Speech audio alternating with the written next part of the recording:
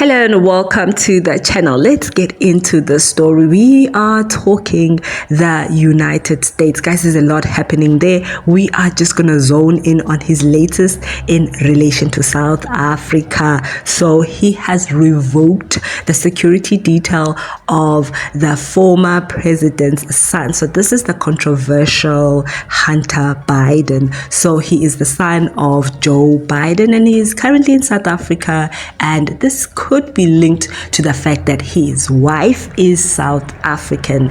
So that is a tick for us. But not only that, this is a move that South Africa can play to offer our security detail for his duration of his visit. Now we're going to take a look at this further, and we also look at the strained relations with the USA and South Africa.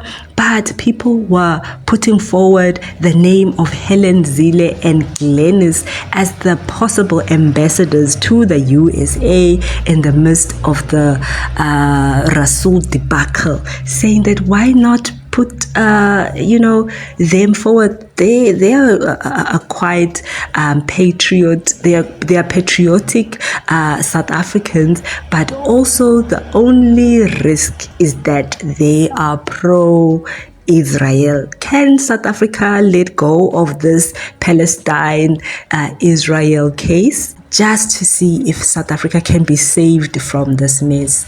Let's take a look at the sentiments around this. Please give this video a thumbs up. Let's continue. The media actually did something beneficial today. One of the reporters informed President Trump of Hunter Biden's security detail on a trip he was on just today. President Trump said, "I'm gonna take care of that. By the end of the day, this is what you get." Going, where is he exactly? In South Africa. In South Africa. And South Africa, is on a watch list, you know that. And I've stopped having money go to South Africa, you know that. Billions of dollars. So he's in South Africa. That's very interesting. All right, I'm going to take a look at that. Thank you very much. Yo, in case you were like me and you were wondering, why is Joe Biden's son in South Africa at the moment, and why is Trump going berserk about it? Listen here, it turns out you won't believe where the wife is from. You won't believe where the wife is from. Yeah. Well, there you have it, guys. Let's continue. So when Donald Trump heard the name South Africa and then heard the name Biden, the alarm bells started ringing, and he took action as soon as he could, which is something that we as South Africans appreciated about the President of the United States, that is Trump, when he took office. That was before we knew that, those same actions would then apply to us, but we appreciated that he was a swift president and that he had this policy of putting America first, which is something that we wished that our own Cyril Ramaphosa of South Africa would also consider, putting South Africans first in all that he does. Okay, so now he quickly removes his security detail based on this report. Now the question is, was he even supposed to have the security detail? Well, yeah, because there was a agreement that Joe Biden, who is his father, the former president of the United States, did extend his security detail. But the controversial Hunter Biden himself is capable, but allegedly he's broke. He is a attorney. He's no small guy. He's a businessman, and he is then married to a South African lady. Now this is his second wife. This is Melissa Biden now. So Melissa went there to America as a filmmaker and an activist, so making those touchy-feely documentaries and they fell in love. So she is a South African, so it would make sense that they would then come to South Africa. This is the second most popular tourist destination in the whole of South Africa, besides Morocco. Morocco, they're at the top, who is also doing well in terms of tourism, and you have your Kenyas in the east.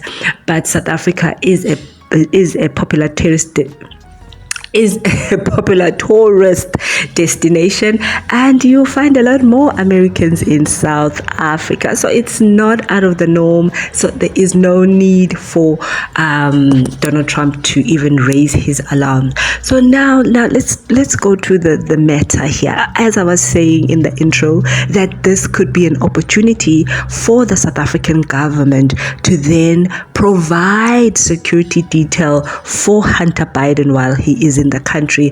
First of all, the reason to do that would be to score some brownie points against America, who have been thrashing us these days.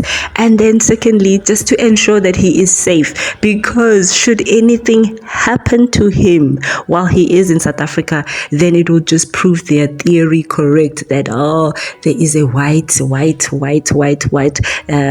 the G word, that is so untrue, because the truth is, here in South Africa there is a crime problem, and that crime problem affects everybody. Why? Because there is a reform required, guys. 300 years of apartheid is no joke, systematic oppression. But that is not the topic. Today, the topic is Hunter.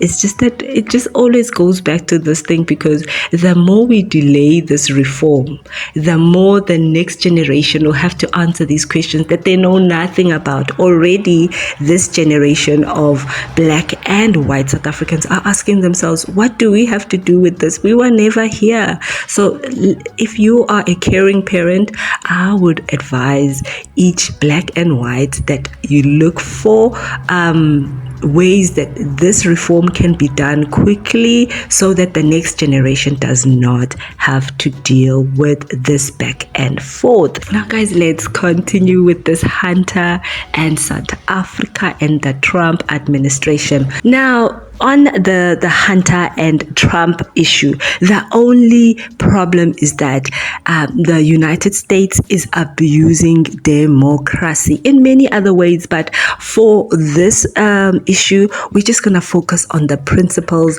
of democracy that they are actually ignoring by targeting the son of their former opponents. Can I say that? Or opposing political parties, because it is against democracy, because democracy speaks about tolerance, it speaks about constitutional order, it speaks about responsible governance. Kuningi that fall under democracy that has been promoted around the world, and the United States of America has been the leader of the free world, championing democratic processes, right? So for the president of the United States then to, let's forget the Ukraine and the Gaza issue, now on this one, on the Hunter Biden, even in the Joe Biden issue, for him to then go on and and exercise political intolerance in this manner, where he goes after his former opponent in this way, is undemocratic, guys. Let's not even play around with that.